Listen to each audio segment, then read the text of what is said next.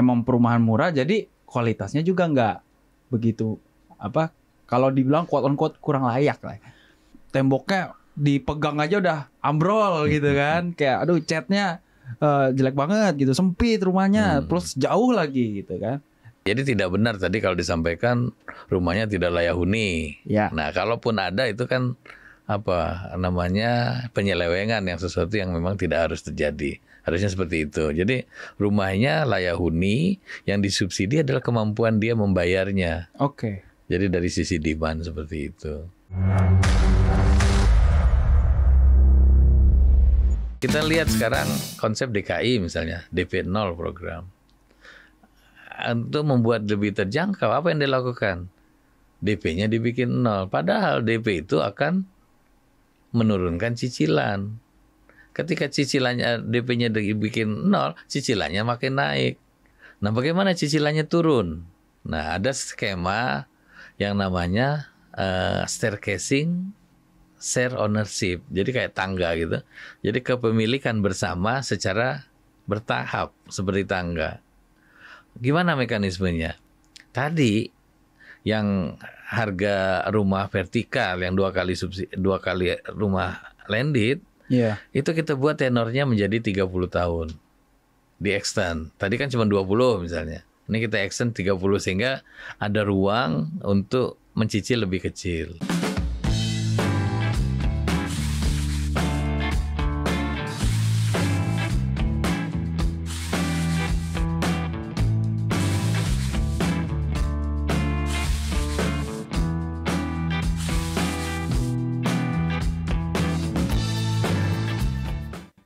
Balik lagi sama gua di podcast Tanya Mas Jordi. Kalau ngomongin soal rumah subsidi, kita tahu tujuannya itu untuk membantu masyarakat berpenghasilan rendah. Tapi rumah subsidi juga ada tantangannya. Contohnya, keterbatasan anggaran, keterbatasan lahan, dan juga permintaan yang sebegitu banyaknya yang belum bisa terpenuhi. Ini merupakan PR besar bagi pemerintahan Indonesia dan pembangun rumah subsidi. Harapannya, rumah subsidi ini nggak cuma jadi angka laporan, tapi benar-benar menjadikan solusi untuk perumahan rakyat di Indonesia. Sebelah gua udah ada Dirjen Pembiayaan Infrastruktur, PU dan Perumahan Kementerian PUPR periode 2021-2024, Bapak Dr. Insinyur Heri Trisaputra Zuna, SEMT. Selamat datang Pak Heri. Pak, gimana kabar Pak? Baik, Alhamdulillah. Sehat. Masih main golf Pak? Kadang-kadang. Kadang-kadang. Kalau diundang doang? Kalau diundang dan rutin tapi kadang-kadangnya. Sih. Wah, kita bahasan hari ini bakal rame nih Pak. Rumah subsidi kan lagi sering banget nih di media ditayangin, di mana-mana diomongin gitu kan. Banyak yang berkesan kayak, aduh kok rumahnya jelek, aduh kok rumahnya jauh gitu-gitu. Nah ini kita mau bongkar habis nih hari ini. Yeah. Gimana Pak? Kita mulai aja nih ya. Siap. Oke. Jadi kita langsung aja nih pertanyaan pertama. Pak, kenapa pemerintahan itu, ya, yang pengen saya tahu dari awal nih, kenapa pemerintahan membuat rumah subsidi sebagai solusi untuk perumahan rakyat?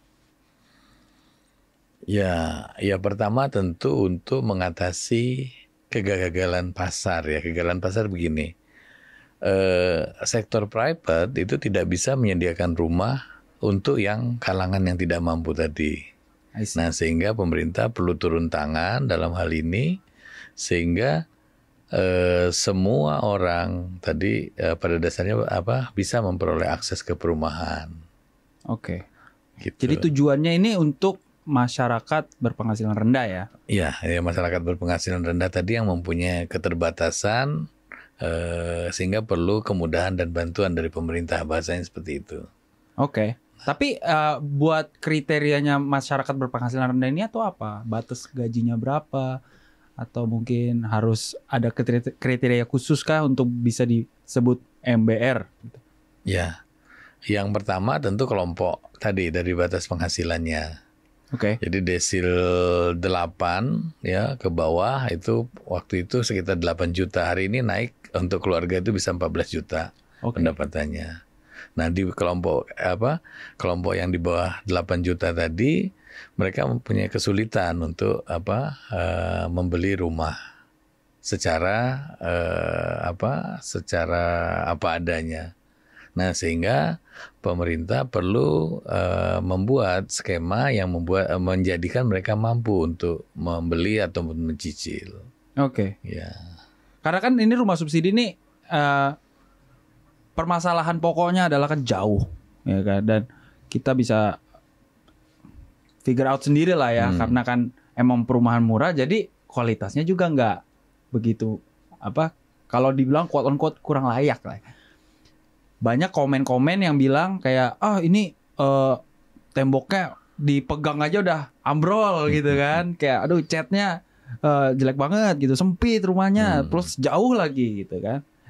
Pertanyaannya nih, kenapa nggak ada ketentuan standar untuk hidup mereka? Iya. Jadi rumah subsidi, yang disubsidi itu adalah masyarakatnya. Masyarakat berpenghasilan rendah, dia disubsidi untuk membeli rumah. Nah, rumahnya sendiri harus layak huni, memenuhi syarat, kekuatan, luasan, serta fasilitas yang lainnya, air minum, sanitasi. Jadi semua terpenuhi. Jadi tidak benar tadi kalau disampaikan rumahnya tidak layak huni. Nah, kalaupun ada itu kan penyelewengan, yang sesuatu yang memang tidak harus terjadi. Harusnya seperti itu. Jadi rumahnya layak huni, yang disubsidi adalah kemampuan dia membayarnya. Jadi dari sisi demand seperti itu. Nah, kalau jarak memang tidak bisa dihindari. Hari ini kan skemanya adalah harga rumah ditetapkan melalui keputusan pemerintah seperti itu, lalu spesifikasinya ditetapkan. Nah, pembentuk harga tadi salah satunya adalah harga tanah. I see. Nah, faktanya yang berlaku hari ini harga tanah itu kan cenderung naik dia. Betul. Nah, yang terjadi akhirnya rumah subsidi tadi untuk bisa memenuhi harga yang ditetapkan itu jauh, mengoptimalkan biaya, lalu jaraknya yang makin lama makin menjauh. Nah, sehingga kalau memang tidak ada pengaturan atau pemaksaan, misalnya rumah vertikal itu menjadi suatu kewajiban, ya akan terjadi seperti ini. Atau mungkin kebijakannya harus lebih diarahkan, rumah subsidi itu harus berdekatan dengan sarana transportasi, misalnya seperti itu. Tadi Bapak sempat nyebutin hunian vertikal. Ini interesting juga nih. Karena kan sekarang nih, like you said before, kan makin jauh. Cuma kan kalau kita bikinnya ke atas gitu kan, itu kan bukannya ngatasin solusi kalau makin jauh rumahnya, ya toh. Terus udah gitu juga kan ada kendalanya juga kayak lahan-lahan yang hijau itu kan di aspal semua, dibikin perumahan semua. Kan kalau kita bikinnya ke atas, harusnya kan masalah itu selesai dong. Kenapa pemerintah nggak nge-push soal ini, Pak? Kalau kita lihat dari programnya, kan ada rumah vertikal itu kalau dulu sampai 1000 tower ya waktu itu. Waktu beberapa periode yang lalu. Ya, sekarang pun ada untuk rumah vertikal, tapi mungkin yang perlu didorong tadi lebih unsur memaksanya barangkali dalam sisi program. Ya. Gimana caranya, Pak? Hari ini program TOD juga termasuk yang diutamakan, karena kalau TOD kan lebih satu dia vertikal, kemudian dekat dengan prasarana transportasi. Jadi harapannya tadi orang tidak harus tinggal dengan jarak 2 jam atau lebih dari tempat kerja. Ini justru jarak tadi bisa dipangkas sehingga bisa lebih produktif seperti itu. Setuju. Nih kita masih balik lagi ke rumah subsidi nih, Pak ya. Syarat-syarat untuk pengajuan KPR-nya itu apa aja sih? Ya tadi kan satu pendapatan. Jadi memang dia harus termasuk dalam kelompok yang memenuhi syarat tadi 8 juta atau sekarang 14 juta keluarga. Kemudian belum pernah menerima manfaat itu belum pernah dia menerima subsidi. Jadi dia hanya rumah pertama, betul. That's right. Nah, kemudian diatur juga rumahnya. Rumahnya itu kalau dari sisi luasan paling kecil itu 21, paling besar 36. Kemudian dari tanahnya paling kecil 60, paling besar 200 meter persegi. Nah, hal-hal tadi harus dipenuhi.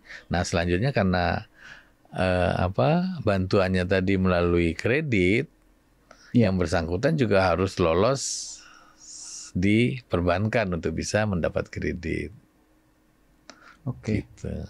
Nah, Pak, ini kendala yang sebenarnya kita bisa lihat ya, plain to see, elephant in the room, ada yang namanya backlog.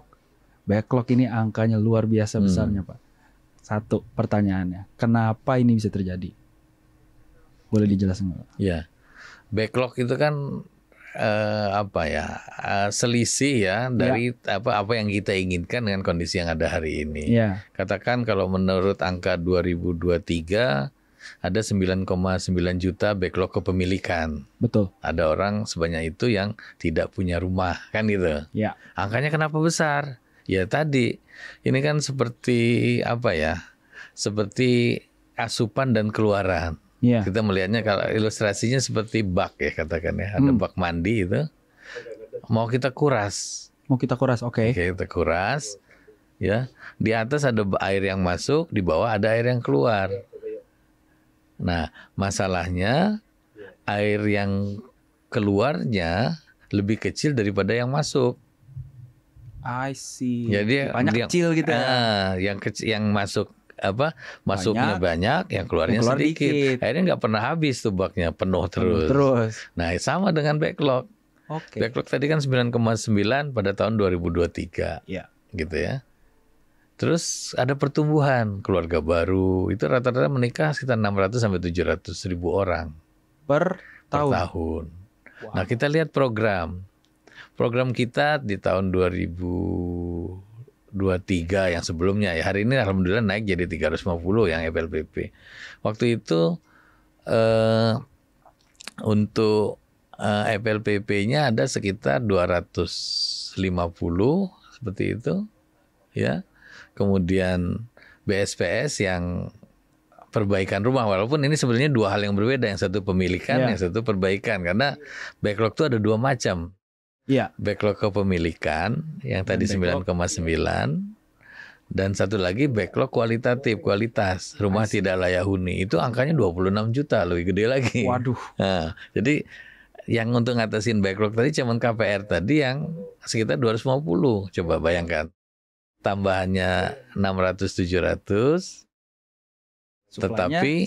tetapi yang di keluarnya cuman 400, jadi ada sisa terus, jadi nggak akan kosong. Nah, backlog juga demikian, karena yang nambahnya 700, ngisinya 250 atau 300. Ya. Jadi nggak ketara, nggak berkurang, itu malah nambah. Nah, dia akan bisa habis kalau programnya lebih besar dari yang tambahannya. Oke. Nah, kalau sekarang misalnya disampaikan program 3 juta rumah. Ya. Nah, ini mungkin sepadan dengan backlog tadi. Jadi 3 juta kalau kita lihat ya 9,9 untuk backlog kepemilikan, kemudian 20 sekian juta untuk backlog kualitatif. Jadi kalau kita punya 3 juta dengan rasio yang sama, kurang lebih harusnya 1 juta untuk kepemilikan. I see.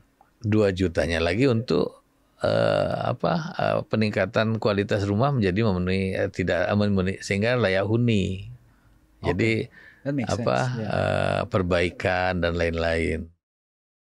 Jadi sejalan dia dengan cara tadi, kita punya harapan nanti pada tahun 2045 backlog tadi akan turun karena laju pengurangannya lebih gede daripada laju penambahannya. Kira-kira gitu perumus matematisnya. Ya, bak tadi lah, bayangin. Bak mau dikosongin tapi yang masuknya lebih gede dari yang keluar. Oke, ada harapan lah. Ada harapan kalau angkanya besar. Kalau angkanya kecil ya seperti yang kemarin-kemarin ya segitu aja terus. Oke, Pak, baru-baru ini kan ada berita nih. Menkeu ngelontorin dana 200 triliun.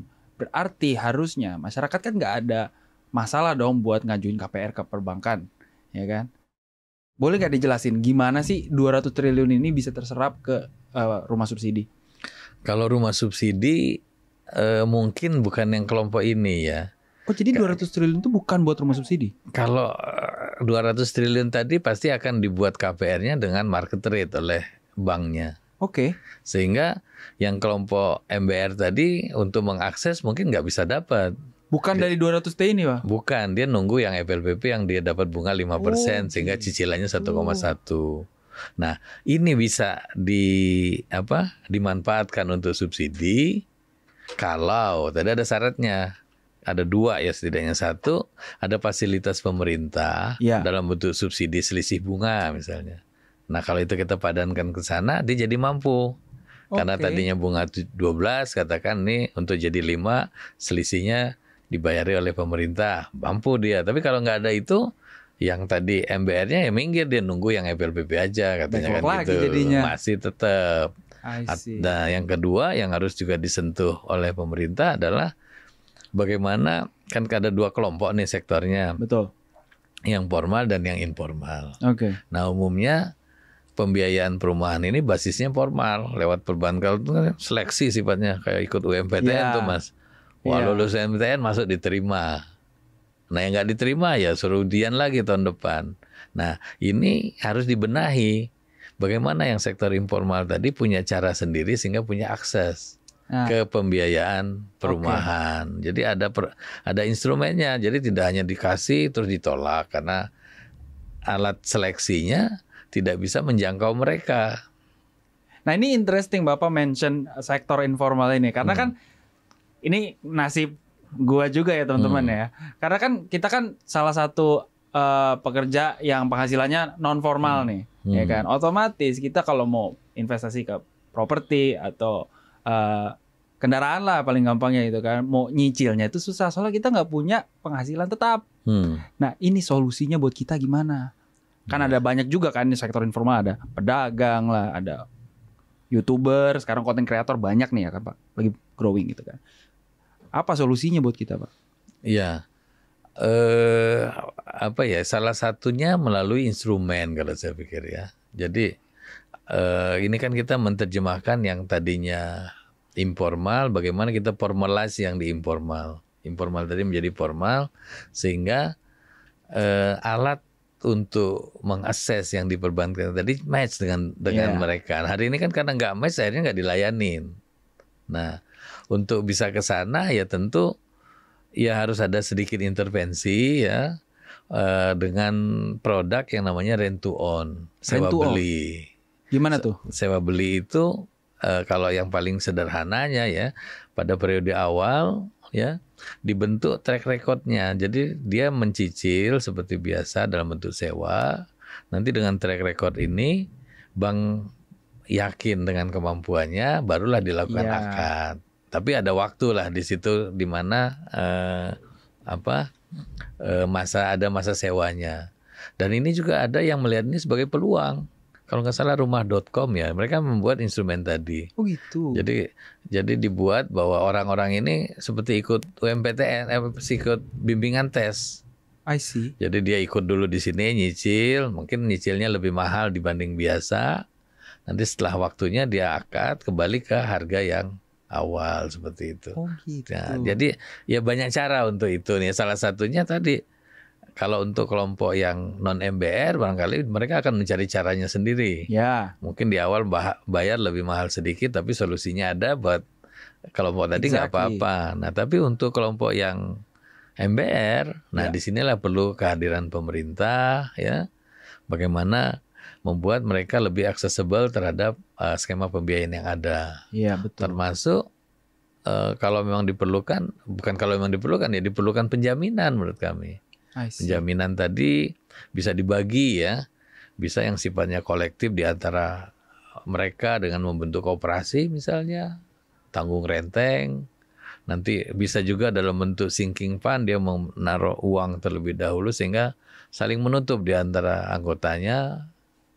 Dan penjaminan yang sifatnya formal dari lembaga penjaminan yang oleh pemerintah. Wongkur aja pakai penjaminan, masa rumah enggak gitu lah. Buat pekerja-pekerja informal ini kan tadi kita ngomonginnya lebih ke hypothetical ya.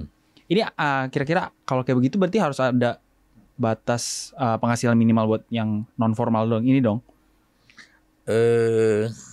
Ya tentu kalau nanti kan penghasilan nanti ke kemampuan dia untuk mencicil. Iya. Biasanya kan 1/3 dari penghasilan. Iya.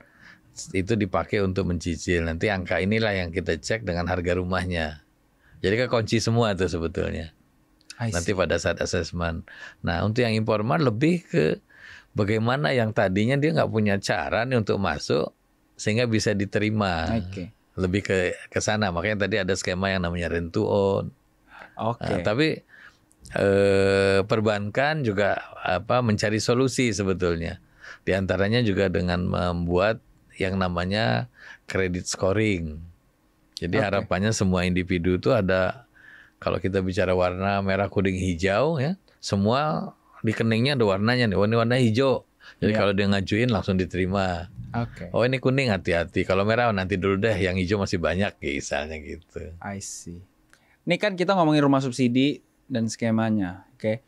Jadi rumah subsidi ini ditujukan untuk masyarakat berpenghasilan rendah, kan? Apa yang menjamin dari skema tersebut buat rumah subsidi ini tepat sasaran? Ya yang pertama di dalam program ini kan ada persyaratan tadi, syarat penerima manfaat, batas penghasilan, ya kan? Rumah pertama artinya dia belum pernah menerima manfaat subsidi ya. Kemudian syarat rumahnya jangan sampai nanti rumahnya melebihi ketentuan dan seterusnya ya. Terus syarat harga juga, harga rumahnya nggak boleh lebih dari harga yang ditetapkan. Nah itu ketentuan. Dan dia harus dihuni, itu juga ketentuan. Boleh diperjualbelikan setelah batas waktu 5 tahun ya kalau nggak salah. 5 tahun dia boleh. Sebelum itu nggak boleh. Nah kalau terjadi sesuatu yang tidak sesuai dengan ketentuan tadi, yang namanya melanggar. Nah sehingga memang pemantauan itu harus dilakukan secara menerus dan sifatnya setiap unit, bukan sampling. Nah problem selama ini ya kita melakukan pengawasannya secara sampling, tidak seluruh populasi diawasi. Nah, dengan sampling pun data-data sebelumnya itu yang tidak tepat sasaran itu misalnya orang yang rumahnya dijual kembali, disewakan, investasi dan seterusnya itu mencapai sampai 30% ada. 30% yang melanggar. Ya, dari hasil sampling. Jadi memang angkanya besar karena kalau kita umpamakan saja misalnya program setahun itu sekitar berapa, katakan 21 T ya. Iya. Untuk waktu itu sekitar 200-an sekian ribu unit ya. Iya. Nah, artinya ada sekitar 1/3 yang dimanfaatkan oleh orang yang tidak berhak. That's crazy. Nah, artinya ini harus harus dipantau, harus dikembalikan kepada yang lebih berhak. Ya. Aturan menyebutkan bahwa kalau dia ini ya dikembalikan, dia bisa meneruskan KPR-nya tapi dengan komersil. Jadi yang subsidinya harus dikembalikan. Seperti itu. Jadi secara angka besar banget ya, dan ya memang perlu perhatian khusus ya, dan cara memantaunya memang harus berubah, yang darinya sampling harus menjadi pemantauan secara populasi. Mungkin dikaitkan dengan kalau huni, rumah dihuni atau tidak ya. Ada ide kemarin misalnya dari PLN itu mengkaitkan dengan ininya penggunaan listrik di rumahnya. Nah kelihatan rumah yang dihuni sama yang tidak. Terus kalau dihuni oleh yang tidak berhak ya nanti tentu ada pemeriksaan secara reguler. Siapa yang memeriksa? Ya tentu yang berakad. Karena kan dia menjalankan aturannya. Nah ini mungkin ya perlu menjadi perhatian lagi karena pada waktu dulu itu jadi temuan rutin dari BPK, setiap tahun temuan berulang karena sampling. 30% karena sampling. Wow. Jadi diperiksa hari ini yang A, besok diketemu yang B, jadi hampir semua seperti itu. Oke. Kita masih ngomongin skemanya nih. Ya. Itu kan ada tools-tools buat KPR kayak FLPP, SBUM, SSB, Tapera yang paling baru lah ya. Sama BP 2BT. Ini boleh nggak dijelasin nih satu-satu? Karena aku kan juga belajar juga nih. Kan kalau lihat ini kan ada sebetulnya tadi kalau kita kembali ke subsidi tadi kan tujuannya satu, Ya. bagaimana MBR tadi bisa ada instrumen pembiayaan tadi bisa terjangkau atau affordable. Oke. Kemudian isunya bagaimana dia juga accessible, bisa diakses. Jangan ada produk tapi nggak bisa diakses. Ya. Misalnya tadi FLPP oleh informal. Iya. Ada beberapa yang masuk tapi tidak masih, padahal porsi informalnya 60%. Iya. Nah, sehingga dia harus accessible. Terus yang ketiga, dia harus sustain, berkelanjutan ya, setiap tahun udah berjalan. Kemudian dia juga harus tidak tergantung kepada pendanaan pemerintah. Oke. Kalau dia tergantung kepada pendanaan pemerintah, pasti nanti unitnya sedikit, atau kalau mau besar, rupiahnya jadi banyak. I see the problem. Gitu kan? Now, yeah. Nah, yang satu lagi dia harus bisa scalable. Bagaimana skema ini mudah, cepat, ringkas, dan bisa dieskalasi ke atas, jumlahnya ditambah. Karena kenapa harus begitu? Karena backlognya tadi gede. Betul. Kalau kita bicara gede, programnya juga harus gede gitu loh. Nah, kita lihat hari ini dari masing-masing. FLPP yang hari ini masih eksis ya. Ya. Apa yang terjadi dengan FLPP? FLPP itu fasilitas likuiditas pembiayaan perumahan, ya. Pemerintah melalui Tapera, kalau dulu nama ada BLU yang ditugaskan untuk itu ya. Pemerintah menaruh uang di Tapera, Ya. ya. Kemudian uang inilah dijadikan KPR. Ya. Ya, KPR yang FLPP dengan bunga 5%. Atas bunga 5% ini return kepada pemerintah itu hanya 0,5%. Pengembalian ke pemerintahnya 0,5. Kemudian uang tadi dikenakan ke masyarakat MBR sebesar 5%. Oh. Nah, dari mana 5% ini? Uang tadi yang dari pemerintah besarnya 75% dari harga rumah. Iya. Terus 25%-nya lagi dari SMF. Di mana SMF itu 25% itu dibagi dua. 50% dari capital market, 50% dari pemerintah. Jadi kalau kita hitung pemerintah, ada 87,5% dari harga rumah. Ngebiayainnya tuh ya. Ya, jadi pemerintah mau bikin KPR itu dia harus punya uang dulu hampir 90% dari harga rumah. Jadi sangat tergantung dengan pendanaan pemerintah. I see that. Nah, dengan produk seperti ini ya kita bisa berjalan hari ini, misalnya dinaikkan jadi 350.000, uang pemerintahnya naik jadi 31 triliun kalau nggak salah seperti itu. Oh gitu. Jadi ada implikasinya. Jadi kalau nanti mau bicara 3 juta ya tinggal ditambahin 0, berarti kita harus punya uang APBN 300 triliun seperti itu. Nah, dengan cara ini berarti kan apa?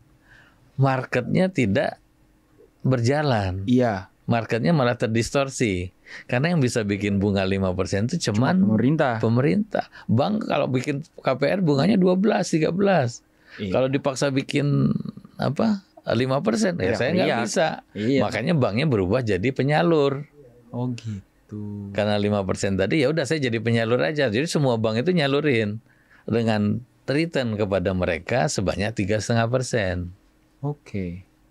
Jadi dia dapat 3,5% nyalurin, udah bahagia mereka, nggak repot, tinggal nyalurin kan gitu. Nah itu FLPP. Jadi memang uangnya investasi, tapi returnnya cuma 0,5%. Iya.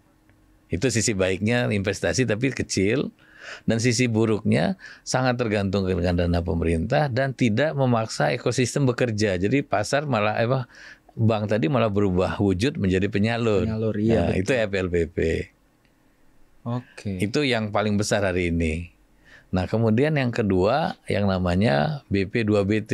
Iya. Bantuan pembiayaan perumahan berbasis tabungan. Itu sebetulnya dulu ada loan dari World Bank, NHP namanya. Itu dimaksudkan untuk sektor informal. Oke. Jadi basisnya tabungan, dia disuruh menabung dulu baru bisa mengajukan, sehingga rekodnya terbentuk. Oke. Nah, bentuk cara kerjanya gimana? Yang membuat KPR banknya. Makanya waktu dulu mereka berkompetisi antara bank dengan antara FLPP sama PP2BT. Oh. Banknya lebih senang di FLPP karena nggak perlu modal apa-apa, tinggal Iya. nyalurin. Kalau di sini harus repot. Iya betul. Nah, jadi bunganya bunga market. Agar terjangkau, pemerintah memberi seperti subsidi di muka upfront. Itu waktu itu satu rumah 40 juta ya. Oh. Satu rumah dari harga rumah. Tapi sifatnya spending, bukan investasi, uang habis. Oh gitu. Beda dengan FLPP tadi kembali, returnnya kecil. Gitu kan? Nah, kemudian BP2BT seperti itu dengan niat terjangkaunya dengan uang ditaruh di depan. Ketergantungan kepada pemerintahnya 40 kali unit rumah nanti. Tidak sebesar FLPP, Oke. ya, tapi uangnya nggak muter. Produk ketiga namanya SSB, subsidi selisih bunga. Ya. Nah ini juga sama, market rate jadi bunga pasar. Bank yang membuat KPR-nya, selisih antara kemampuan masyarakat mencicil misalnya 5% dengan market, pemerintah yang bayar. Sifatnya belanja, tidak mendistorsi pasar, ya. Kita bisa mencicil bayarnya dalam jangka waktu yang lama, tapi jeleknya tadi sebagai kebijakan kita terlalu lama terikat dengan kebijakan ini. Oke. Sepanjang tenor, hampir 20 tahun atau hari ini 20 bisa jadi 20 tahun akan terus menerus ke bawah-bawah gitu, nggak tuntas gitu. Oke. Nah, ada plus minus seperti itu ya. Nah, satu lagi tadi SBUM itu subsidi uang muka. Ya. Bantuan uang muka. Jadi ada 4 juta untuk setiap unit rumah. Sehingga tadi dibayarkan di muka seperti itu. Dia tidak membantu unit, dia hanya membantu mengurangi cicilan mungkin seperti itu ya. Nah, dari tiga ya, satu lagi Tapera. Tapera, betul. Tapera ini KPR sama seperti apa ya? Dia seperti FLPP. Oke. Mirip dengan FLPP. Apa miripnya? Uangnya bersumber dari uang anggota. Oke. Jadi uang anggota yang dititipkan di Tapera dibuat menjadi KPR dengan bunga 5%. Artinya dengan prinsip yang sama sebetulnya uang anggota itu malah tergerus tuh makin lama makin berkurang. Iya. Nah itu yang mungkin kurang pasnya yang mestinya nanti bisa dikoreksi. Kita dudukkan, jadi mekanisme itu harus sesuai. Jadi kalau uang anggota ya jangan dibuat seperti skema tadi. Harusnya uang anggota mungkin diakumulasikan sehingga besar, lalu dimanfaatkan untuk uang muka. Misalnya dia membantu seperti itu. Nah kalau subsidi siapa? Ya tentu subsidi ya tugasnya pemerintah, bukan tugasnya si anggotanya tadi. Setuju. Nah itu mungkin satu hal yang perlu dikoreksi dari skema Tapera yang ada hari ini. Tapi memang yang dibutuhkan untuk tadi ya, untuk menyelesaikan backlog yang besar tadi, program yang juga besar, affordable tadi saya sampaikan, accessible sama scalable, gitu seperti itu, sustainable dan tidak tergantung dana pemerintah, dan membuat crowding in, jadi private sector bisa masuk bukan justru pergi. Gimana tuh bentuknya kira-kira? Ya tadi private sektor masuk itu jadi marketnya jangan diganggu, jangan membuat distorsi. Silahkan Anda membuat market bisa bikin bunga yang efisien berapa sih ditanyakan gitu. BCA katanya bisa 7%. Nah itulah market yang efisien menurut saya. Ya. Mandiri bisa 8. Ya udah silakan berkompetisi di level market tadi. Nah nanti kita bicara kemampuan MBR untuk mencicil. Kalau kemampuannya 5% misalnya. Iya. Ya berarti kita harus menutup selisihnya kan 9. Misalnya katakan marketnya 9 nih. Masyarakat mampunya 5. Ya berarti 4% inilah yang harus disediakan oleh pemerintah. Kira-kira itu yang menurut saya yang idealnya demikian. Tapi belajar dari skema yang ada ini agar jangan terikatnya panjang, bentuknya harus dalam bentuk dana abadi. Maksudnya dana abadi gimana? Dana abadi, jadi jangan kayak sekarang kan belanja nih, belanja setiap tahun ngalokasiin. Iya. Jadi ngalokasiinnya seperti apa? FLPP hari ini katakan ditaruh 31 triliun atau waktu dulu kita ngitungnya 21-an triliun kalau nggak salah. Iya. Dapat 220.000 unit. Ya. Nah, uang ini diinvestasikan ke alat investasi yang produktif, yang returnnya baik. Such as? Nah, kalau waktu dulu buat bantuan menghitung, ya, buat bantuan menghitung itu SBN. Walaupun mestinya bukan SBN, nanti kita harusnya dicarikan yang lebih produktif. Oke. SBN waktu itu kan 6,9 returnnya. Padahal subsidi yang mau kita kasih 4%. Iya. Berarti masih ada kelebihan 2,9. Oke. Kalau dihitung 0% return kembali berarti kan 2,4. Nah 2,4 ini bisa nambah unit banyak. Hitungan kami waktu dulu ya, dengan uang yang sama, hanya memodifikasi skema tadi, kita bisa meningkatkan penerima manfaatnya dari 220.000 bisa jadi 300.000. Termasuk nanti tiering. Tiering itu artinya orang yang punya pendapatan di atas, dia tidak harus 5%, bisa 7%. Oh, Sehingga subsidinya bisa lebih ditekan. Itu bisa naik sampai 300.000. Wow. Dari 220.000. Nah bayangkan kalau misalnya kita lakukan sharing. Pemerintah daerah misalnya. Oke, dari 4% yang tadi harus kita subsidi, pemerintah daerah harus support 2%. Oke. Pusatnya yang sisanya. Nah dengan cara tadi, itu berarti kan 300-nya udah langsung jadi 600.000 sendiri. Jadi jumlahnya tuh itu yang saya maksud dengan scalable tadi, dengan skema yang sama, sederhana, kita bisa men-scale up yang tadinya 220.000 dimodifikasi jadi 300.000. Lalu dicari mitranya jadi 600.000, kan gitu. Terus dicarikan sumber yang lain nanti di dana abadinya, ini bisa jadi 1 juta artinya. Jadi pemerintah nambahnya nggak maksimal bandingkan dengan yang tadi yang konsep pertama. Kalau dia hanya berdasarkan skema yang ada hari ini 31 triliun misalnya, kalau mau jadi 3 juta kan 350 ya, 350 berarti harus ada 300 sekian triliun di APBN-nya. Oke. Nah, makanya itu pentingnya skema pembiayaan tadi yang basisnya ekosistem, jangan satu linear hanya basisnya yang tadi tunggal seperti yang tadi. Tergantung pemerintah ya udah ngalir. Nah, kita harus cari skema pembiayaan yang lain yang berbeda, yang tadi affordable, dia harus murah, accessible, harus kita yakinin informal juga bisa masuk, gitu kan? Tidak mendistorsi pasar, tidak tergantung APBN dan scalable. Nah, produk seperti apa? Itu yang tadi kami sebutnya sebagai modified FLPP. Jadi FLPP yang berbeda dari tadi. Nah, di modified FLPP ini ada, kalau saya ini ada beberapa hal yang menjadi game changer. Apa? Untuk membuat scalable tadi lebih besar lagi. Yang pertama market rate. Oke. Selama ini selalu dipatok market rate itu 12%. KKP misalnya. Right. Pada saat mengasumsikan kur perumahan ditaruh di angka di 12. Padahal pada saat yang sama bank itu bisa ngasih market rate lebih rendah dari 12. Artinya kalau di sini game changer gimana? Bagaimana menekan market rate seefisien mungkin. Tidak, kalau bisa 9 kenapa harus 12? Dalam perjalanan kalau bisa 7 kenapa harus 9? Silakan market yang bekerja. Atau kita buat berkompetisi. Kalau gitu, kenapa kita kasih ke bank tertentu nih? Padahal rate-nya lebih gede dari BCA misalnya. Oke. Atau BSI. Misalnya kalau kita menyebut bank-bank itu. Bank tadi sehingga kita menjadi lebih rasional.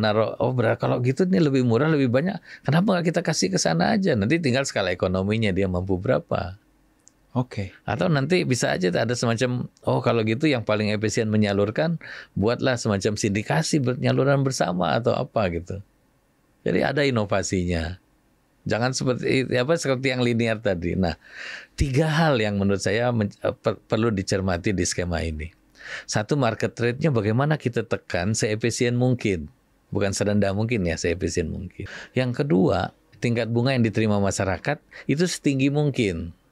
Setinggi yang artinya tadi kan selama ini dipatok 5%. Iya. Padahal ada orang yang tambah lagi hari ini batas penerima manfaatnya sampai 14 juta.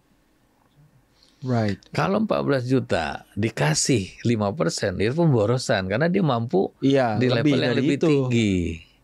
Nah, artinya poin kedua, bagaimana tingkat bunga ini bisa kita naikkan setinggi mungkin yang memang affordable ya. Katakan masuklah di angka 7. Nah, dengan cara tadi selisih antara 9 dengan 7 kan tinggal 2. Inilah yang menjadi beban subsidi pemerintah. Jadi uang yang harus disediakan pemerintah menjadi lebih kecil. I see. Nah, yang ketiga, karena subsidi ini diperoleh dari investasinya dana abadi, kan gitu. Investasi apa yang bisa memberikan return paling besar? Tadi kita ilustrasikan SBN, tapi kalau SBN kan jadinya jeruk makan jeruk. Iya. Pemerintah nerbitin SBN, uangnya dipakai buat FLPP dikasih 0,5, tapi di sini uangnya dikembali lagi dibeliin SBN, jadi muter aja kan gitu. Jadi maksud saya itu buat ilustrasi saja SBN itu. Nah, kita cari investasi apa yang pasti, kan orang paling takut kalau investasi di equity. Right. Returnnya gede kalau equity, tapi nggak pasti. Nah, sekarang pertanyaannya, investasi apa yang bisa memberikan return besar tetapi pasti? Kita lagi bicara rumah. Saya bilang, kenapa nggak dia investasikan di sisi supply-nya perumahan dengan membangun rumah? I see. Nah, karena apa? Return di developer itu rata-rata di atas 20%. Jadi kalau misalnya Perumnas nih, dia pasti kesulitan likuiditas untuk bangun. Ya. Nah, uang yang tadi masukin ke sini, jadi diinvestasikan di sini untuk bangun rumahnya, rumah yang jadi dibeli oleh orang yang tadi, yang di mana hasil dari sini dipakai untuk memberikan subsidi selisih bunganya. Jadi inklusif dia. I see. Menurut saya 10% sih masuk itu barang di sektor perumahan. Dan rumah untuk mengurangi resiko, mitigasinya gimana? Memastikan pembeli. Jadi kita bangun rumah itu atas rumah yang sudah dibeli kalau perlu. Buatkan antriannya, housing queue. Jadi setiap daerah punya housing queue kayak haji. Waduh, saya mau berangkat 5 tahun lagi, tapi dia gak punya harapan. Nah, ini kita buat yang sama untuk rumah. Antrian ini kita jual ke Perumnas, bangun rumah segini, nanti dibeli oleh yang sudah sampai antriannya. Jadi pasti keserap. Jadi resiko uangnya tadi hilang nggak ada. Menurut saya loh. Tapi bisa dimitigasi. Tapi yang mau saya sampaikan, skema pembiayaan yang tadi yang terlalu muluk. Jadi kalau dirumusin, jadi harus harus murah sehingga affordable, harus simple sehingga accessible kan gitu ya. Iya. Dan tidak memberatkan pemerintah. Tapi jumlahnya harus gede, scalable gitu. Jadi semuanya anomali semua digabung jadi satu. Iya. Nah, ini bentuk seperti apa? Nah, kalau saya lihat secara teoritis dan kita juga sudah membuat hitungan, ya hitungan awal lah katakan itu, hasilnya bisa. Oke. Jadi tinggal niat aja nih. Dulu sebetulnya sudah ada komunikasi dengan Kementerian Keuangan, dan Kementerian Keuangan menyambut baik skema ini waktu itu. Nah, sayangnya tuh perubahan ini akhirnya tidak ditindaklanjuti. Menurut saya sih ini baik karena apa? Karena dia bisa memberikan solusi, memperbesar jumlah tentu akhirnya menambah beban pemerintah, tapi tidak menambah seperti yang awal tadi yang harus mudah aja angkanya, karena 90%-an itu uangnya pemerintah. Kira-kira gitu ininya ya skemanya. Nah, jadi pendekatannya sekali lagi tidak linier, tidak berbasis hutang seperti yang sekarang sederhana, tapi basisnya adalah ekosistem. Bagaimana di hulu tadi kita ciptakan dana abadi, bagaimana dana abadi ini berinvestasi di sisi hilir bahkan yang nanti dia beli kan. Iya, semua bagaimana returnnya dipakai lagi di agak ke hulu sedikit gitu kan. Iya. Nah terus bagaimana agar ini pasti kita jamin semua MBR tadi bisa accessible, misalnya di sisi MBR-nya dibuatkan skema avalis secara kelompok, ada sinking fund untuk menjamin bahwa kalau nanti ada NPL gagal bayar bulan cicilan bulan ini, saling menutup mereka secara gotong royong. Iya. Atau kita bentuk koperasi di situ, karena koperasi itu basisnya anggota.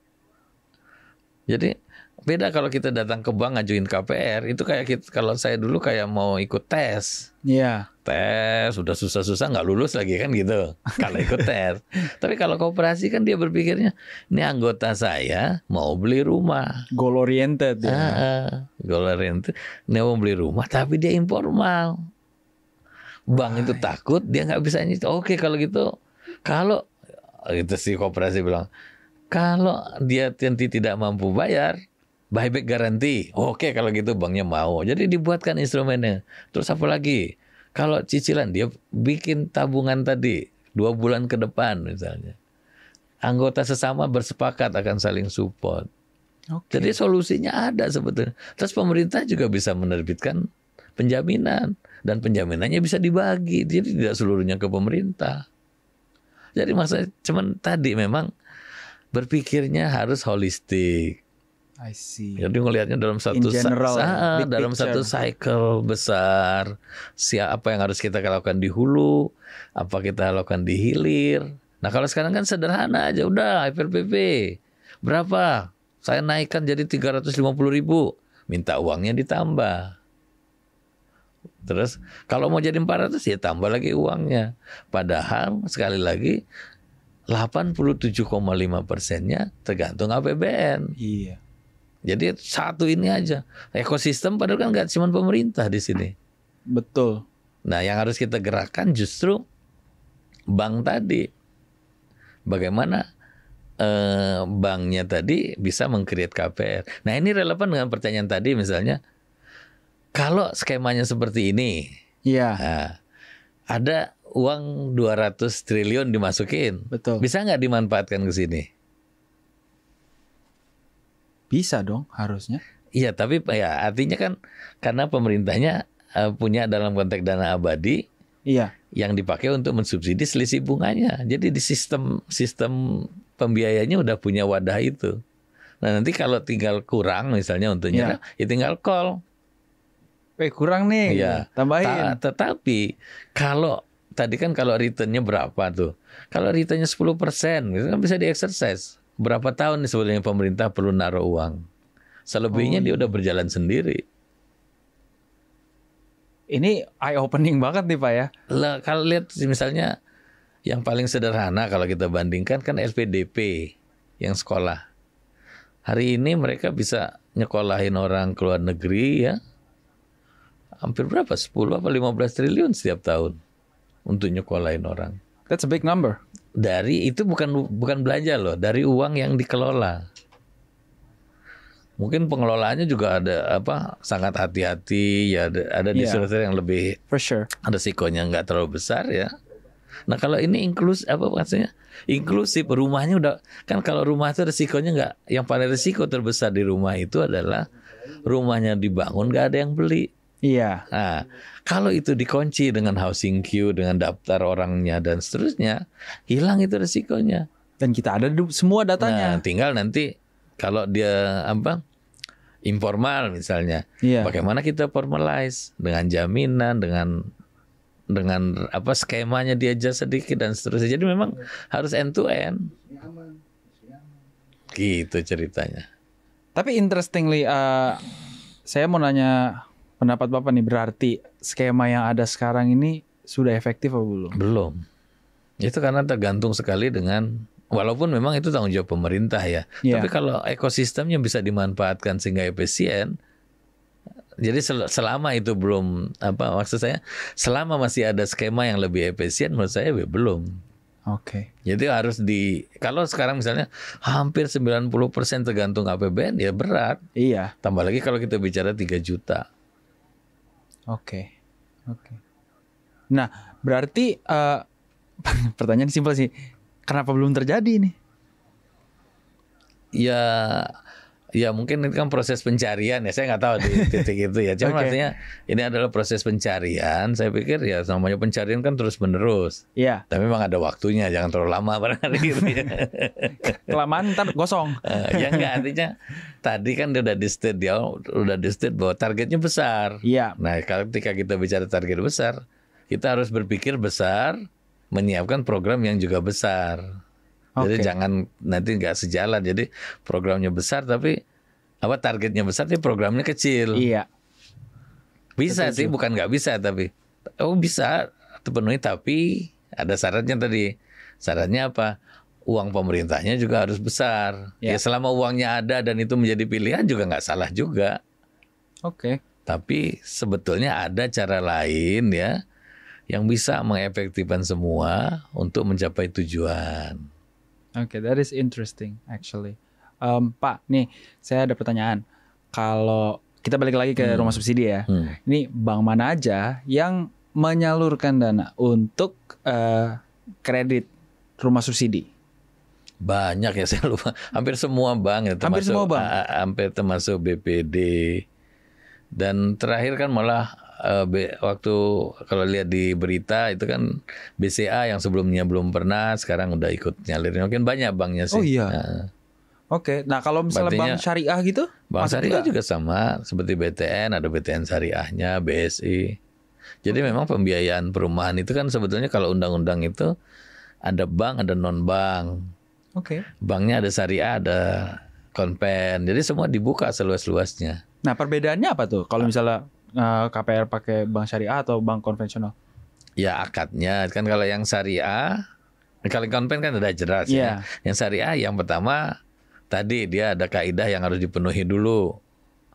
Kalau impactnya mungkin biasanya mereka flat cicilannya. Oke. Nah yang seringkali dikeluhkan misalnya kalau yang konven, kalau pengakhiran dini ya paling ada ada denda semacam itu ya. Bukan pengakhiran, maksudnya pelunasan dini. Right. Kalau di sana ya harus dibayar sesuai karena udah dibagi seperti itu. Oke. Nah ini buat tenornya sendiri tuh dari bank konven sama syariah ada bedanya nggak? Kalau program kita kan programnya pemerintah kan 20 tahun, baik konven maupun syariah. Nanti tinggal si MBR-nya dengan kemampuan dia milih yang berapa tahun. Di pemerintahan itu ada nggak kuota buat tahunannya rumah subsidi ini? Ya, kalau pengalaman di yang sebelumnya itu kan dituangkan di Renstra sebetulnya. Oke. Renstra itu angkanya saya lupa ya, menyebutkan bahwa targetnya kalau nggak salah masing-masing FLPP itu 900.000 total selama 5 tahun. Dan itu tumbuh sampai terakhir ada di angka sekitar 250.000. Oke. Nah hari ini ditingkatkan tadi menjadi 350.000. Oke. Nah, ya tadi itu mungkin sejalan dengan program yang 3 juta tadi ya. Oke. Tadi kan kita sebenarnya ngobrolin soal tapera ya. Tapera ini wajib tuh kan. Terus kendalanya gini, kan tapera ini nanti diambilnya itu pas kita umur udah 55 gitu kan. Nah, sedangkan itu dipakai buat beli rumah. Sedangkan pas nanti contoh nih aku nih udah umur 55 gitu kan, punya taperanya 60 juta. Ya kan harga rumah pada saat itu kan udah jauh banget, Pak. Terus buat apa ini minuscule gitu loh, nggak ada gunanya dong. Gimana Pak tanggapannya? Iya, tadi kan memang kalau filosofinya tapera itu kan tabungan anggotanya sebagai sumber salah satu sumber pendanaan ya, sumber dana untuk pembiayaan perumahan. Yeah. Nah, di MK kemarin memang yang menjadi yang harus dikoreksi hari ini bahwa wajibnya, sehingga hari ini untuk menjadi anggota tidak lagi wajib. Kalau kemarin kan wajib. Oh gitu. Nah, okay. Nah berkaitan dengan ini, kalau saya sih melihat memang beberapa hal ya harus disempurnakan kaitan dengan skema juga ya. Kalau yang namanya mengelola dananya anggota ya mestinya kita maksimumkan nilainya. Oke. Yang maksimumkan. Jadi bagaimana masyarakat juga happy naruh uang di situ. Bahkan kalau perlu dia bisa menaruh lebih sehingga akumulasi uangnya bisa lebih besar dengan return yang lebih baik. Nah, lalu pertanyaannya bagaimana kita membentuk manfaat yang berupa perumahan?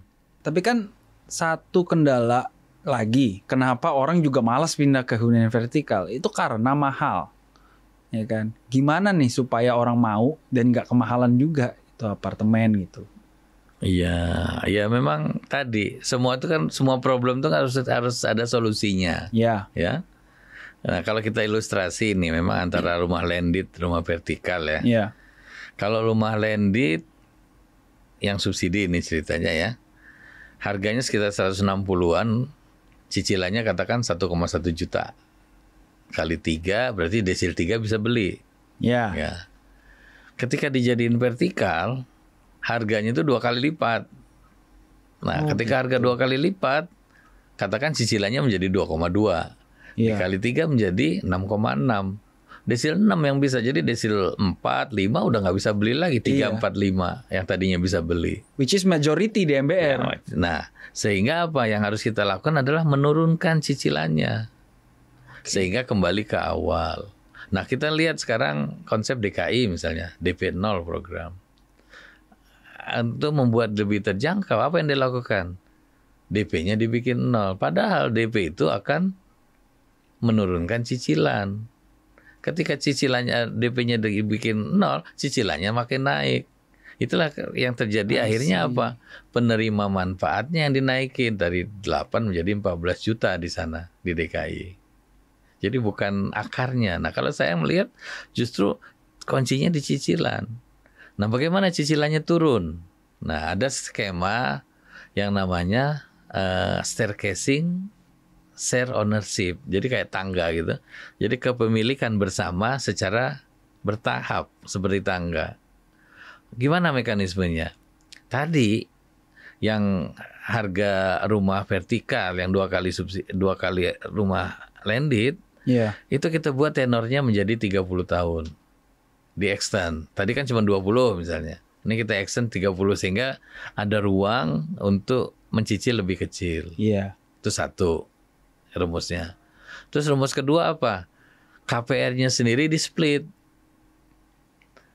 Tadi kan di splitnya misalnya ilustrasi misalnya 40% di 15 tahun pertama, 60% di 15 tahun kedua. Oke. Jadi kalau KPR-nya 40%, kan hampir kurang lebih nanti cicilannya kembali ke sekitar 1 jutaan tuh di depan. I see. Ya kan? Ini misalnya harga rumahnya naik 2 kali lipat. Berarti cicilan yang kalau dia 40%-nya, cicilannya akan kembali lagi ke sekitar 1 jutaan. Iya. Di 15 tahun pertama. Cuma lebih lama aja gitu. Iya, 15 tahun pertama. Nanti 15 tahun kedua yang 60%, jadikan KPR. Dicicil, lunas di tahun ke-30. Yang 15 tahun kedua lebih gede, tapi dia kan udah makmur juga di 15 tahun lagi. Nah, terus lagi, kenapa di sini 40? Karena di sini dia harus bayar sewa untuk yang 60%. I see. Nah, yang memberikan sewa biar murah, ya harus government. Sama seperti FLPP dikasih return 0,5. Nah, ini mungkin kita kasih sewa 1%. Udah gede, lebih gede dari FLPP bahkan. I see. Nah, dengan cara tadi, yang tadinya cicilan 2,2, ya mungkin bisa turun jadi 1,2, 1,3. Mampu lagi dia untuk nyicil. Oke, salah satu. Nah, jadi intinya apa? Ya buat carilah solusi yang menjawab permasalahannya. Oke. Gitu ceritanya. Tapi dengan begitu Pak, berarti KPR-nya nggak bisa flat dong bunganya. Kenapa? KPR-nya nggak bisa flat dong bunganya. KPR tinggal kita sesuaikan. Flatnya bisa per 5 tahun misalnya sama. Nanti kan tinggal model aja itu. Oh, I see. Ya, betul juga sih. Nah, sehingga dia punya kepastian. Makanya 5 tahun nih saya bayar sekian terus sama gitu. Nanti 5 tahun lagi sambil berdoa biar lebih makmur naik dikit kata gitu. Nah, itu mah tinggal hitung-hitungan. Oke. Kayak model graduate mortgage yang tumbuh dia seperti itu. Ada nggak negara yang udah nerapin ini? Kalau staircasing itu di Inggris, saya justru dapatnya dari Google. Oh gitu. Terus kita sempat coba tanya yang konven sama syariah. Yang syariah malah lebih maju. Ini nggak perlu bikin ini. Kita udah skemanya udah bisa langsung diterapin. Wow, berarti harusnya kita udah bisa terapin ke semuanya dong? Bisa. Cuman selama ini mungkin problemnya di rumah. Ini yang nggak ada kali ya. Again, what's the hold up then? Kayak kenapa nggak? Ya jalanin? tadi, karena subsidinya, KPR subsidinya didesain untuk landed. I see. Jadi data statistik itu rumah vertikal tuh nggak sampai 1% dari 1,7 juta yang menerima manfaat pada waktu itu ya. Iya. Yang memanfaatkan untuk beli rumah vertikal itu ada sekitar 900 unit kalau nggak salah. Oke. Emang Kecil sekali. Terus ditanya kenapa kecil? Minat? Enggak. Karena KPR-nya nggak didesain untuk itu. I see. Dia didesainnya 20 tahun untuk beli yang 150 yang makin lama makin jauh tadi. Pak Eri, ini aku kemarin nih habis research terus dapat sesuatu dari berita nih. Ya, nih boleh nggak teman-teman kita tunjukin beritanya apa? Terkait rumah subsidi nih Pak. Coba kita lihat.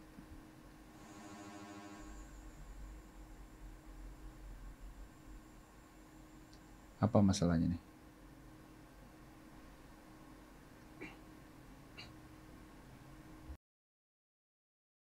Depannya dari segi material lebih diperbaiki lah untuk developer rumah subsidi ke depannya. Dan saya minta pemerintah terutama ya itulah tadi bahan-bahan, jangan bahan-bahan yang minim gitu, yang lebih baik lagi lah, lebih layak lagi, terutama tembok dan ubin, semua pintu, kusen-kusen lebih diperbaiki lagi lah. Pak Heri sempat mention kalau rumah subsidi itu layak huni. Tapi kalau beritanya begini, ini sorry itu saya ini kan kontra dengan apa yang Bapak ngomong kan. Jadi gimana nih tanggapannya? Kok bisa begini? Gitu. Ya saya nggak ini rumahnya ya mungkin, tapi kalau saya tetap menyampaikan bahwa rumah subsidi harus layak huni. Oke. Bahwa ada misalnya yang tidak demikian, itu salah satu bentuk pelanggaran atau penyelewengan terhadap ketentuan yang ada. Jadi memang disinilah perlunya yang namanya program, tambah lagi programnya demikian besar, ya perlu pengawasan yang komprehensif. Ini kan sama tadi juga kalau di rumah itu memang satu isu kualitas ya. Ya. Terus yang kedua isu tepat sasaran ya. Dua-duanya harus kita awasi. Dan mungkin ya ada perangkat yang semacam QC gitu untuk ngecek bahwa memang rumah ini layak untuk dibeli oleh MBR. Karena memang di satu sisi MBR ini mereka saking gembiranya dapat rumah aja udah saking senang gitu. Padahal harusnya bisa lebih baik dari yang mereka terima. Nah menurut saya sih ini ya namanya continuous improvement ya. Ini masukan buat teman-teman di PKP untuk tadi lebih mendalami bahwa masih ada hal yang seperti ini. Nah kalau saya lihat di Jepang ya, bagannya bagus sekali. Jadi di sisi konsumer ya, pengembang sebelum jadi konsumer itu ada pihak independen yang ngecek ininya quality controlnya. Itu dari pemerintahan mereka tuh? Dari pemerintah, dari bagannya udah ada tercantum yang demikian. Ini kalau sekarang kan kita diserahkan kepada mekanisme dibilang pasar, artinya hubungan antara konsumennya dengan pengembang dan perbankan. Oke. Ya mereka saling setuju, dianggap sudah memenuhi. Nah dari sisi perlindungan konsumennya mungkin tadi kita memahami di segmen ini mungkin perlu perhatian lebih dalam hal-hal seperti itu. Oke. Make sense sih. Nah, buat pemerintah nih pertanyaannya, ada nggak sih insentif supaya developer itu mau bangun gitu? Jadi jangan semata-mata cuman, hey kamu developer bikin rumah subsidi, tapi kan kita tahu developer nyari untung, sedangkan rumah subsidi rumah murah, gitu kan? Ada nggak insentifnya? Adakah pengurangan PPh-TBK atau mungkin izinnya dimudahkan kah? Gimana Pak? Sebetulnya ini dulu ya harus dipahami. Saya dari tadi kan seolah-olah rumah subsidi itu dikecualikan. Padahal kalau kita lihat skemanya, rumah subsidi dibangun sesuai dengan ketentuan bahwa dia memenuhi ketentuan rumah layak huni. Ya. Jadi rumahnya itu hitung-hitungan uang, teknis dan lain-lain itu memenuhi layak huni harusnya. Dan itu terbukti sebagian besar kan juga memenuhi ya. Ya. Artinya dengan dana sedemikian cukup untuk dia memenuhi. Nah kalau ada 1-2 berarti itu salah satu bentuk penyelewengan yang perlu ditertibkan. Kalau saya melihatnya seperti itu, jangan digeneralisir bahwa yang dibangunnya tidak layak huni. Nah lalu yang kedua, dengan kecukupan anggaran untuk layak huni, ya tadi sifatnya insentif sebetulnya. Karena dengan ini pun sebenarnya sudah terbentuk, tapi akan lebih baik kalau ada insentif sehingga industrinya menjadi lebih sehat seperti itu ya. Oke. Nah yang sudah ada hari ini kan yang baik itu kan yang sudah diperpanjang berkali-kali itu kan DTP misalnya. Ya. PPN ditanggung pemerintah itu juga sangat membantu menurut kami. Kemudian BPHTB itu secara aturan memang sudah dinolkan, mungkin pelaksanaannya masih berjalan. Oke. Terus yang lain katanya PBG prosesnya cepat, walaupun mungkin untuk ini perlu dilihat prosesnya sejak dia memproses. Karena kan cepatnya sejak syarat-syarat terpenuhi. Nah seringkali challengingnya di proses pemenuhan proses ini yang bertubi-tubinya. Mungkin itu juga bisa menjadi masukan nanti di dalam pelaksanaan di lapangan. Oke. Tapi intinya sih ya tadi memang kita menginginkan industri ini hidup. Kalau saya sih mengumpamakan gini ya, industri rumah subsidi, kalau mau disebut industri rumah subsidi, walaupun saya tetap bilang rumahnya tuh nggak rumah subsidi loh, rumahnya tuh ya rumah, harganya segitu jadinya demikian. Yang disubsidi itu penerima manfaatnya. Nah industri ini agar hidup harusnya analoginya sama seperti kendaraan bermotor lah. Apa yang terjadi di kendaraan bermotor? Semua pabrik yang menjual kendaraan bermotor, kualitasnya dikontrol sendiri oleh pabriknya. Ya kan? Ada QC di mereka. Kalau ada cacat ditarik sebelum nyampe ke market. Nah kenapa di rumah kok tidak seperti itu? I see.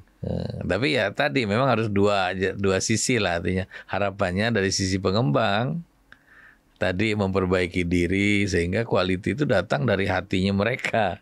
Bukan karena dihimbau dan lain-lain. Lalu di kedua dari sisi government nanti men-screen mana yang boleh dan tidak. Jadi kalau udah berulang memberikan yang begini tidak boleh lagi jadi pengembang kan begitu. Jadi memang nggak akan jadi pengembang dia kalau seperti itu. Ini saya coba connecting the dots ya. Kan emang kalau rumahnya jauh, otomatis kan orang jadi kayak mikir 2 kali, gue beli nggak ya ini, gitu. Walaupun murah, tapi kan kayak nyusahin gue in the long run dong. Jadi otomatis developer juga kalau jauh, ya ngapain saya bikin bagus-bagus kan gitu. Nah berarti kalau again tarik garis dari situ, akankah lebih baik kalau kita ngebangunnya di tengah kota tapi ke atas? Gitu kan? Logika aku begitu. Gimana tuh? Ya kalau kita lihat urbanisasi mungkin ya. Tren urbanisasi itu kan indikasi berapa besar sih proporsi penduduk yang tinggal di perkotaan. Nah menariknya angka itu makin lama makin tinggi. Betul. Saat ini udah lebih dari 50% tinggal di perkotaan. Menuju ke 60 ya. Artinya memang sudah waktunya ya berpikirnya tadi untuk memanfaatkan lahan secara efisien. Jadi jangan terus didorong. Artinya ini kan dengan tidak ada pemaksaan atau pengaturan untuk rumah vertikal, ini kan mendorong pengembangan seperti biasa, which is itu menjauh dari tempat kerja. Membuat pemanfaatan lahannya menjadi tidak efisien, kan gitu. Nah sehingga terutama yang berkaitan dengan kebijakan pemerintah seharusnya bisa dengan mudah di linkage bahwa untuk ini untuk rumah tadi subsidi kita lakukan dengan cara dibangun secara vertikal. Nah vertikal pun sebenarnya bisa tumbuh. Coba diperhatikan, banyak lokasi perumahan Perumnas Iya. yang tadinya vertikal yang 4 lantai, Iya. sekarang direvitalisasi menjadi yang lebih tinggi lagi dengan berjalannya waktu. Ya artinya I see. yang penting penguasaan lahannya sebagai lahan publik tadi ya, Iya. yang nanti bukan kepemilikan ke masyarakatnya, lahannya tetap punya instansi.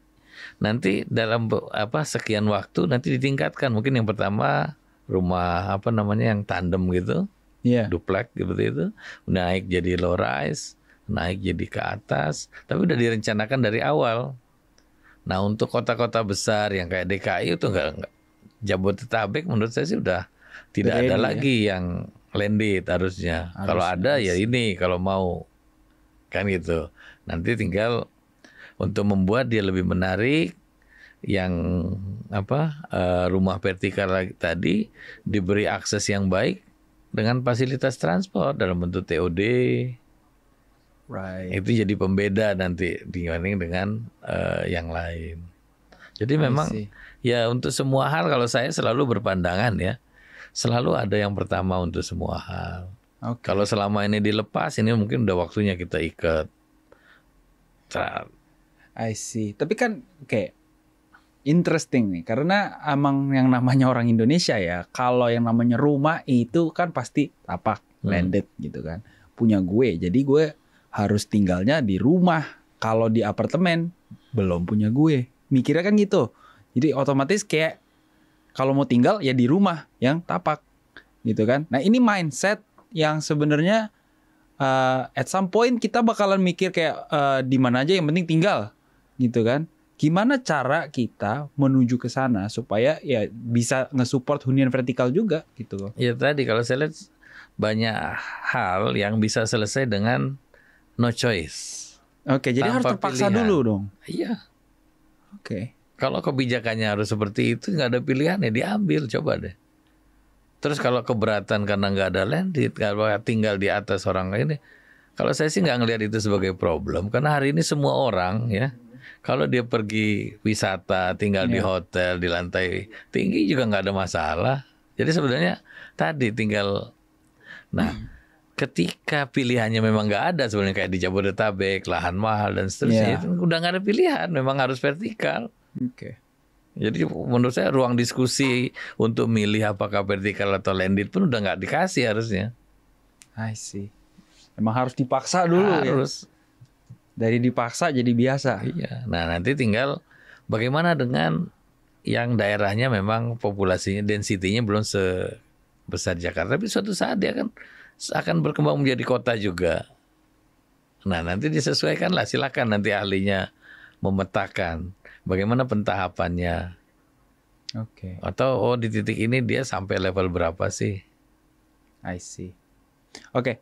Ini pertanyaan terakhir nih Pak Heri. Ada nggak tips untuk masyarakat supaya mereka tuh bisa efektif kalau beli rumah subsidi?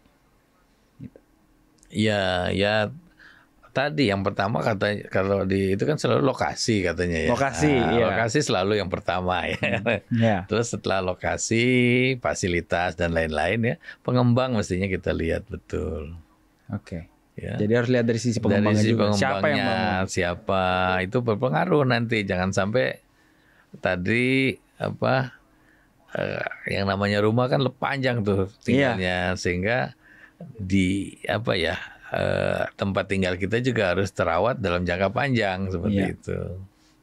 Nah, alokasi rumah, nah juga kita lihat ini pengembangannya, rencana pengembangan dan yang sudah dikembangkan kan bisa kelihatan nih kualitasnya seperti apa.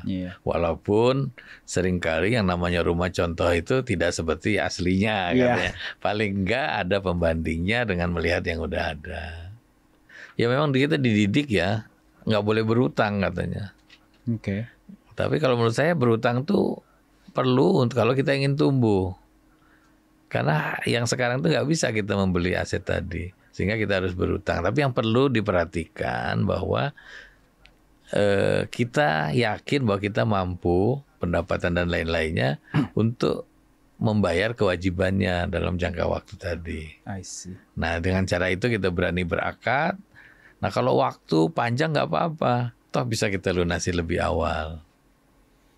Sehingga pelunasan lebih awal dan nalurinya nanti yakin ya, semua orang itu pasti akan melepaskan diri dari ikatan, katanya kan gitu. Dia akan berusaha kalau ada lebih, dia akan bekerja lebih keras. Nanti Karena akan, kan yang namanya karir kan pasti naik ya. Nah, itu juga karir akan naik. Iya. Padahal harganya akan diikat dengan harga yang sama. Oke. Interesting. Jadi harus berani berutang katanya.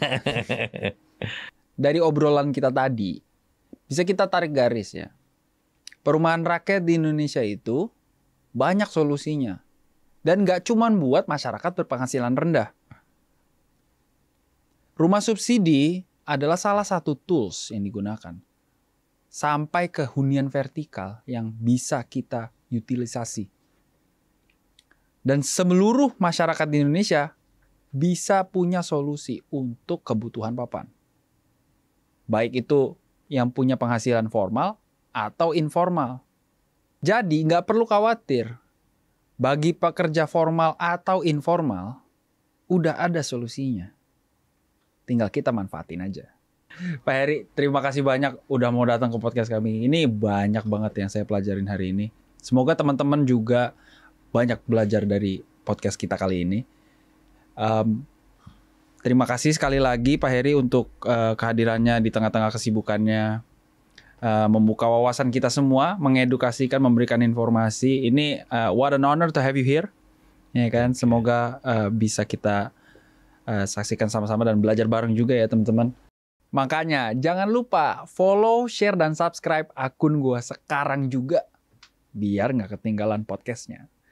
Kalau ada topik yang mau kalian bahas, komen aja di bawah. Nanti gue panggilin narasumber yang tepat. Kepo soal tanah, tanya siapa lagi? Tanya Mas Jordi lah.